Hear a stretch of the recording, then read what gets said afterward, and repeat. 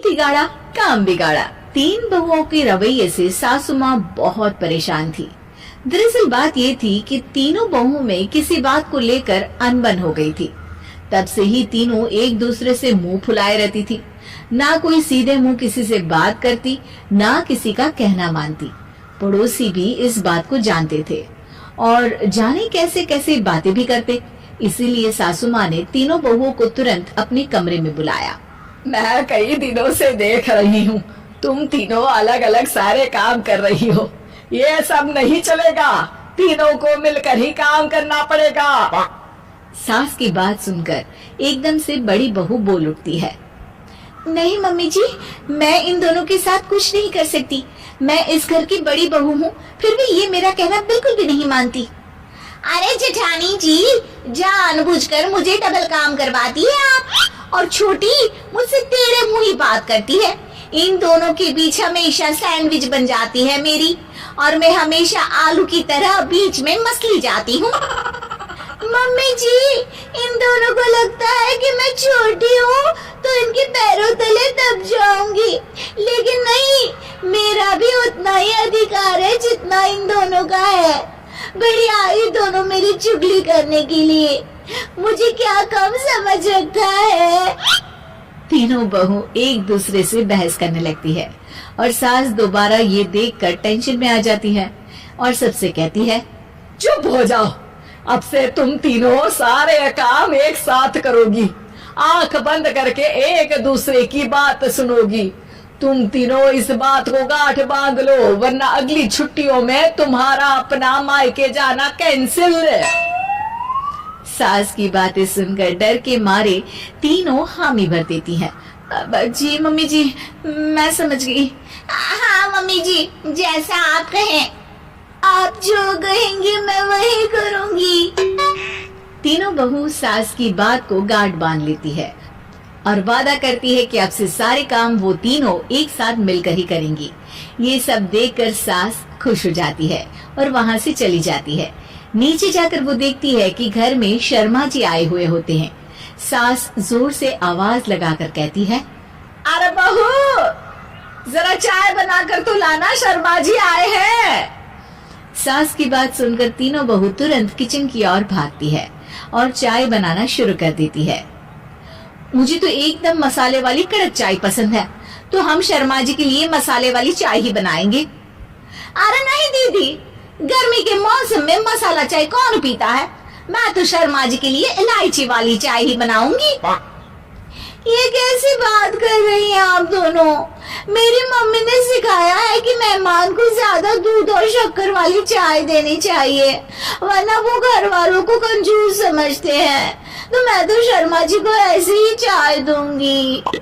तीनों बहुएं अपने अपने तरीके से चाय में शक्कर, मसाला, पत्ती सब डाल देती है। उबलने के बाद तीनों मिलकर चाय बाहर लेकर जाती है और शर्मा जी और सासू माँ को देती हैं। चाय पीने के बाद शर्मा जी सासू माँ को देखकर शर्मा जाते हैं और शर्मिंदा महसूस करते हैं कि आखिर उन्होंने चाय पीने के लिए हामी क्यों भरी। सासू माँ भी चाय पीना शुरू करती है और कहती हैं, अरे बहू, ये कैसी चाय बनाई है? चाय है या मीठे दूध की बासुंदी? हाँ, चाय अच्छी नहीं लगी क्या? कोई बात नहीं, हम पराठा बनाकर लाते हैं। चलो चलो अंदर। हाँ हाँ चलो, हाँ आती हूँ मैं भी। नहीं नहीं, मेरा पेट चाय नहीं चौपट कर दिया वही काफी है। पराठे से पोपट नहीं करवाना, मैं तो चलता हूँ। शर्मा जी चुपचाप पतली गली से निकल जाते हैं। अगले दिन सास बहुओं से कहती है, अरे बहू, जाओ जाके ऊपर के गेस्ट हाउस की सफाई कर दो। कल हमारे यहाँ मेरे दूर के रिश्तेदार आने वाले हैं, तो पूरे कमरे को चमका देना, समझी? तीनों बहू सास की बात को मानकर ऊपर सफाई करने चली जाती हैं और तीनों कमरे की सफाई चालू कर देती है। बड़ी बहू मकड़ी के जाले साफ करती है, तो बीच वाली झाड़ू लगाना और छोटी वाली सर्फ डालकर जमीन धोना शुरू कर देती है। अरे दीदी, जेठानी जी, अभी मैंने पूरी फर्श धोई और आप फिर से धूल नीचे गिरा रही हैं। और मछली जेठानी जी, आप बिना झाड़ू की धूल यहाँ छटक रही हैं। अरे तीनों को साफ करना है, एक साथ सफाई करते हैं ना।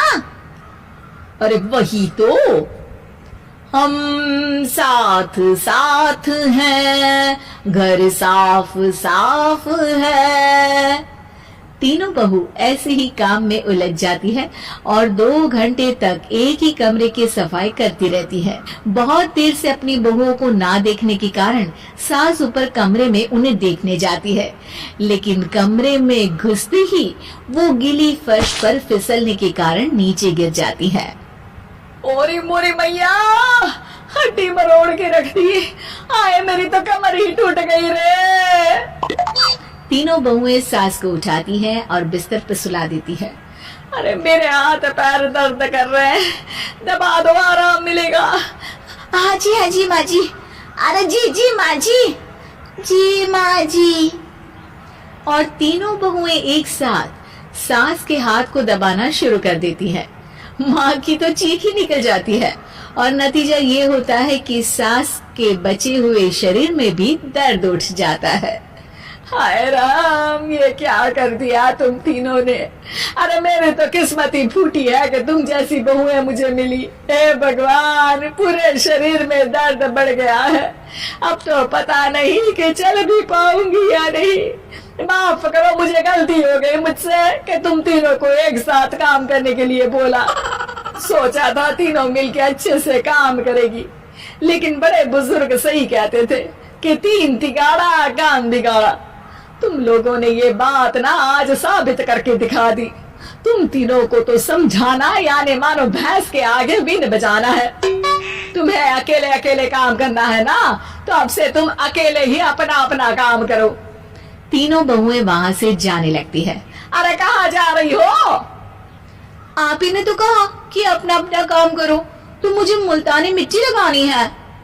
अरे मुझे भी तो नेल पॉलिश लगानी है, मुझे ना मेहंदी लगानी है।